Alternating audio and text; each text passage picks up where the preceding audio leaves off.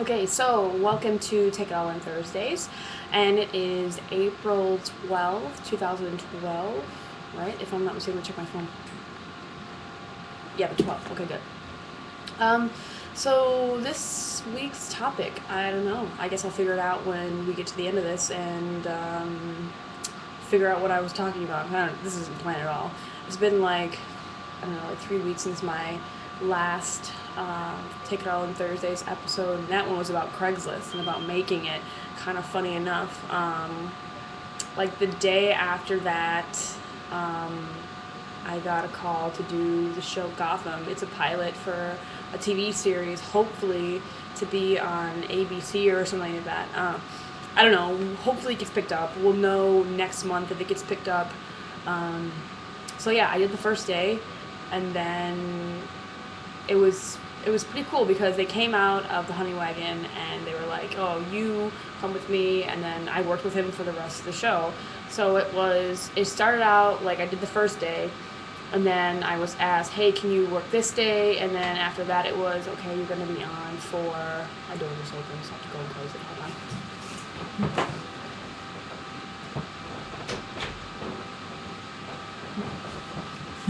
Sorry about that. I don't even want to redo this probably, but yeah. So they asked me to keep coming back, and then it came to be like, okay, you're gonna be on every day. So it was about 16-day shoot. Took about 3 weeks. We got 2 days off, 5 days, 5 days a week. I ended up working about 4 days a week. Um, as far because if there's just one actor there, then they didn't really need they didn't need my help.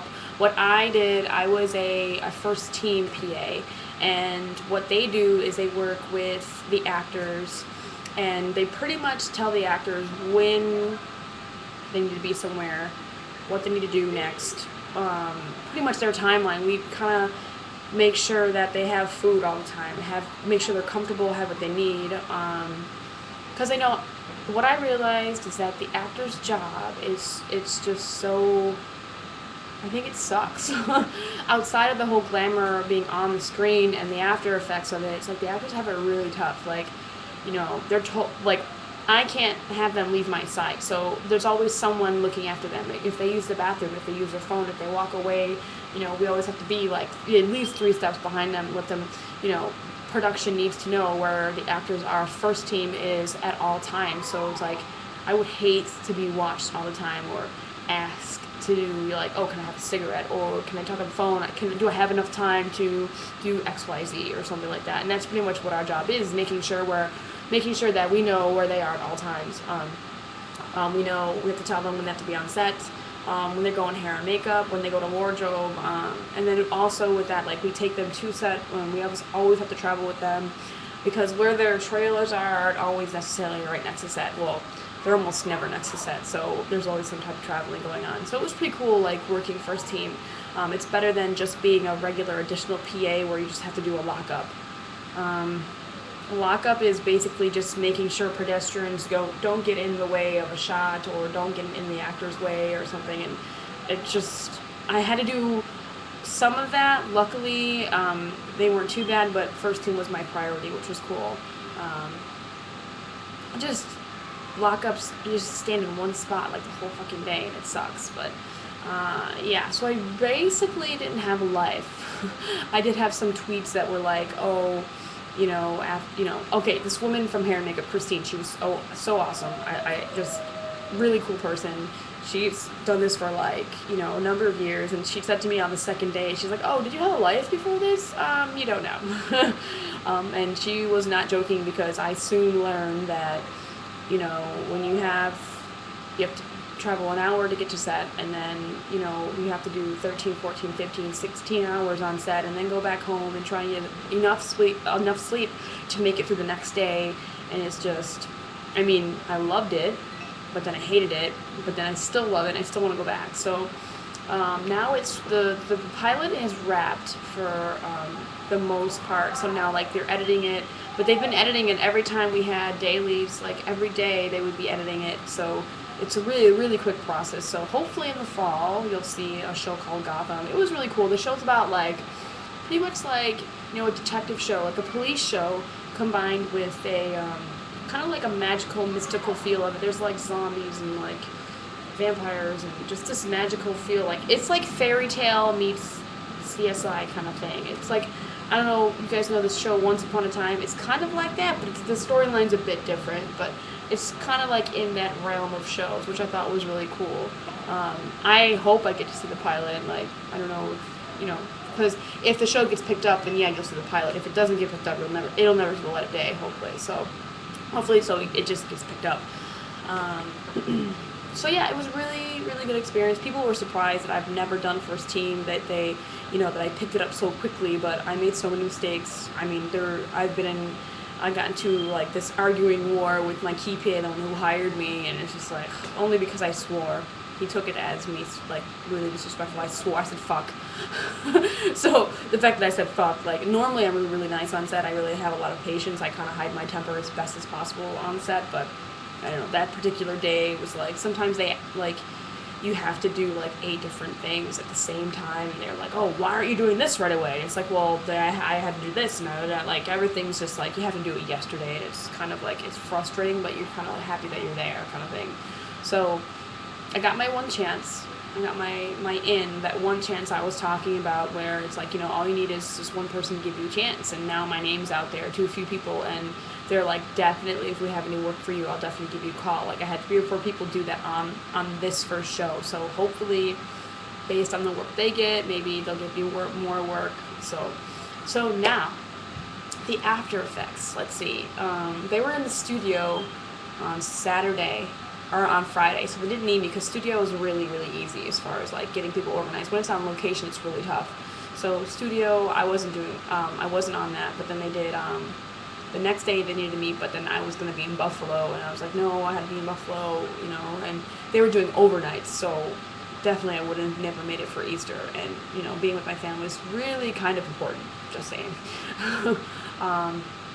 So yeah, I took Joe with me to Buffalo, and we did a few things. It's just like when I'm home in Buffalo, it's like I'm really lazy and I don't really do anything. I spend a lot of time with my family, like my sister and my niece and nephews, and like I don't really do like, I don't do like 80 things. I don't see all my friends. Like now it's getting to the point where when I go to Buffalo, I just see my family, only because I'm always there for just such a short amount of time, and I'd rather be a good aunt and a good sister rather than a good friend, which I guess, I don't know if that's, I don't know, like, I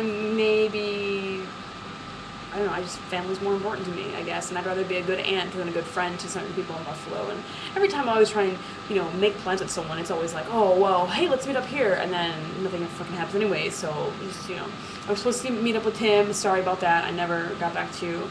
I was supposed to meet up with my friend Jen and my friend Mary, it just never happened, so, but luckily Mary lives close, and I showed him, we went to Niagara Falls, which is good, he loved it. The kids, they never went to Niagara Falls either, so it was kind of like a first time deal for all 3 of them, which was good. And we didn't take Dylan just because he's a little bit younger, and he probably won't remember Niagara Falls anyway, so it's fine. So yeah, I got my one chance, but now I'm back at Bene. I'm kind of like in this kind of emo mood, because I'm back in the city. I'm not at Buffalo. I'm not in Buffalo anymore. I'm just kind of back in the city working as a barista again. It's kind of like, wah, wah, wah. It's like, I'd rather be on set somewhere, and I'm already applying for jobs today. I didn't even work today. I did like the worst, like no call, no show today, only because I slept in until like 3 p.m. I didn't even hear my alarm or anything, which kind of was my sign of, okay, Amber needs to rest, which I know my manager won't be too happy with me at Bene, but at this point it's kind of like fucking $9 an hour at Bene sucks. I was getting paid so well on set, like, fuck's sake. It's just I need more set work. So it never ends. Even though you get one show, it just, you still have to work hard to get your next gig, and then your next one, and then your next one, and then hopefully down the line, number of years, it'll be like, oh, so people will start calling you, and you don't have to come, hey, I'm available, can you give me work? So I'm like kind of the emo. I'm just home, like what am I doing with my life type thing, and blah.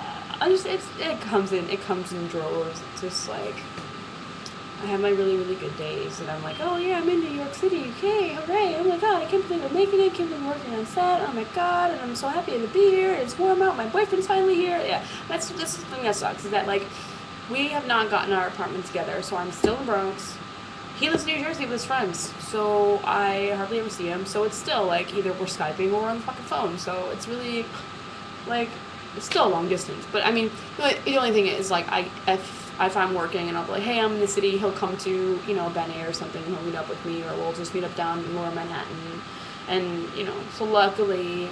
I got to see him. Oh, he did come to set one day on my last day on set, which he was like asking all these questions, and I was just kind of happy to show him what it's like on set. So it was really cool.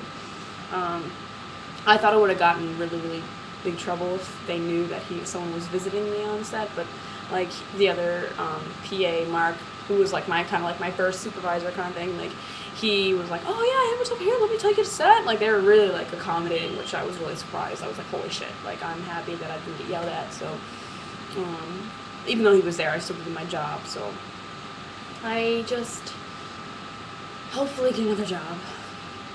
Hopefully, I hope so. I don't know. I'm still my business. Like I still want to work on that, and it's just Bene is just like. I worked at Bene yesterday, and it just sucked. Like, it totally just sucked. Like, I like the people that work there, and it's just I couldn't get in the good mood that I normally am just because I know how fucked up it really is there sometimes. Like, everyone's quitting, and soon there's going to be no one that works there that I know, and it's like I'm going to be, I don't know, this whole master's thing. They're looking for new supervisors, and it's like, well, I can't be a supervisor because of the nature of my freelance shit and the film stuff that I do. I don't know. Like they thought I quit, but I didn't quit. I don't know why they thought I quit, but lovely rumors that go around in Bene. It just sucks going back to regular life when you do set stuff. That's the only thing that sucks is like the up and down. It's like I kind of like being a barista, but damn it. And I was working at a cafe, but that didn't work out because Gotham got in the way of me training at a new cafe, which paid better. It kind of sucks. Can't win.